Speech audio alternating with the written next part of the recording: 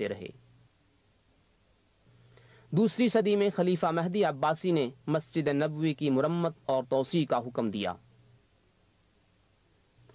تیسری صدی ہجری میں زندگی کے بعض شعبوں میں انحطاط شروع ہوا اور آبادی سکڑنے لگی۔ وادی عقیق کے محلات ویران ہو گئے، زراعت کم ہو گئی، بد امنی عام ہو گئی اور قافلوں پر حملے ہونے لگے۔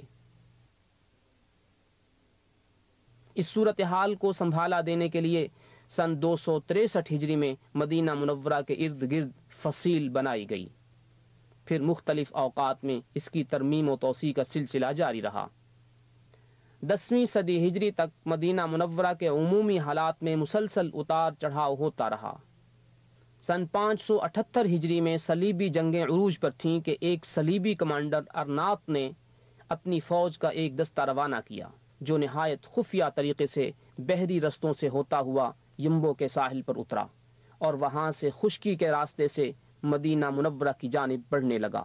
سلطان صلاح الدین ایوبی کو خبر مل چکی تھی اور اس کی فوجیں اس دستے کا تعاقب کر رہی تھیں۔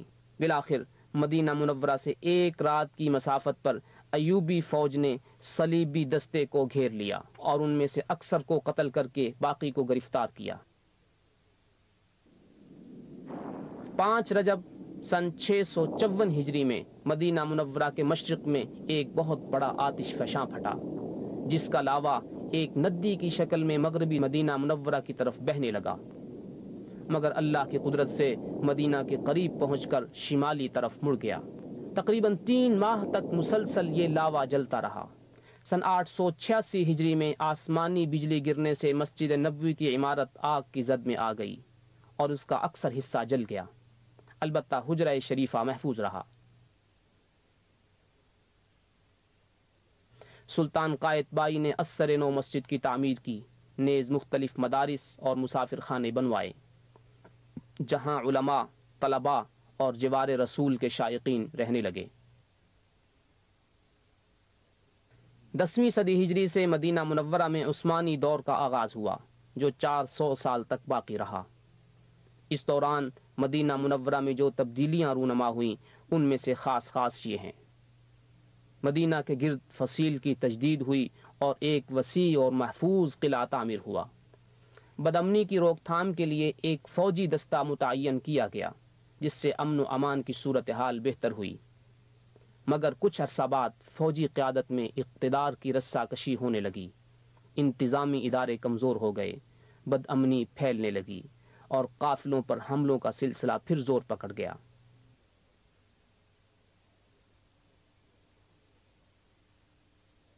مدینہ شہر کے اندر بھی اضطراب و بے چینی پھیلنے لگی، مگر صورتحال پر قابو پا لیا گیا۔ سن 1220 ہجری میں اہل مدینہ نے اصلاحی تحریک کے علمبرداروں کے ہاتھوں پر بیعت کی اور پہلی سعودی حکومت کو تسلیم کیا اور 6 سال تک امن و سکون کی زندگی بسر کی۔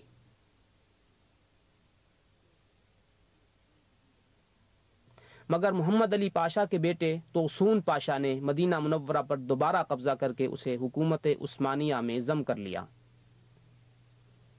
سن 1265 ہجری میں مسجد نبوی کی تعمیر و توسیع کا کام شروع ہوا، جو 12 سال تک جاری رہا اور مسجد نبوی کی حسین و جمیل عمارت مکمل ہوئی۔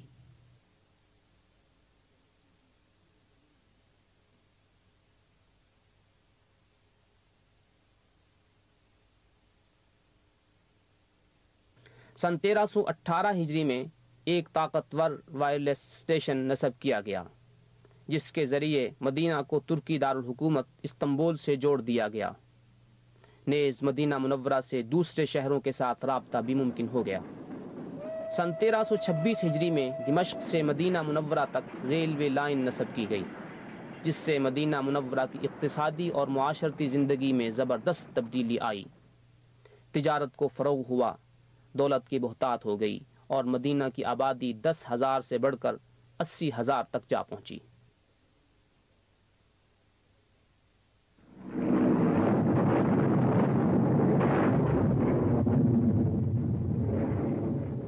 سن 1334 ہجری میں مدینہ منورہ میں ایک پراشوب دور کا آغاز ہوا۔ یہ پہلی جنگ عظیم کا زمانہ ہے۔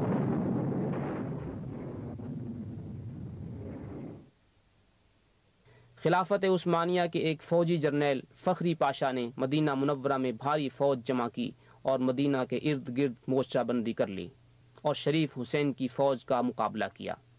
جنگی حالات کے پیش نظر اس نے پہل لوگوں کو رضاکارانہ طور پر مدینہ سے نکل جانے کو کہا، مگر بالآخر یہاں کی اکثریت کو نقل مکانی پر مجبور کر دیا۔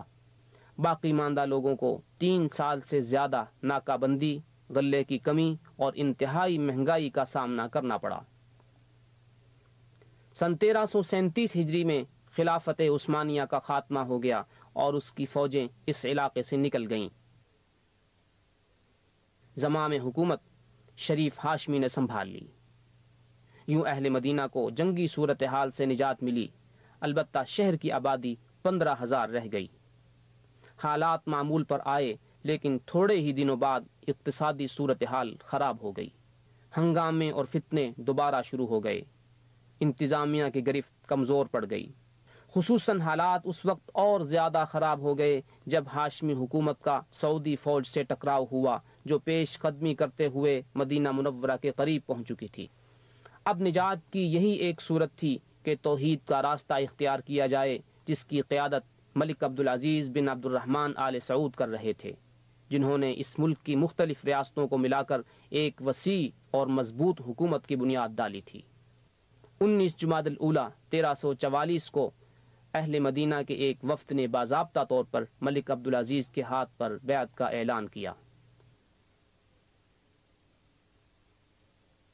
یہ مدینہ منورہ کی تاریخ کا ایک اہم موڑ تھا، جہاں سے ایک نئے اور خوشگوار دور کا آغاز ہوا، جو امن و استحکام اور ترقی کا دور ہے۔ 23 ربیع الثانی سن 1345 ہجری میں ملک عبدالعزیز نے مدینہ منورہ کی زیارت کی اور اہل مدینہ اور مختلف قبائل اور ان کے نمائندوں سے ملاقاتیں کی۔ سن 1370 ہجری میں ملک عبدالعزیز نے مسجد نبوی کی توسیع کا حکم دیا، چنانچہ مسجد نبوی کے قرب و جوار کی زمینیں خرید لی گئیں اور مسجد کے شمالی دالانوں کو گرا کر دوبارہ تعمیر کیا گیا اور مسجد میں 6,000 مربع میٹر کا اضافہ ہوا۔ مسجد کی پرشکوہ عمارت تیار ہو گئی، جس کے وسیع دالانوں میں ہزاروں نمازیوں کی گنجائش تھی۔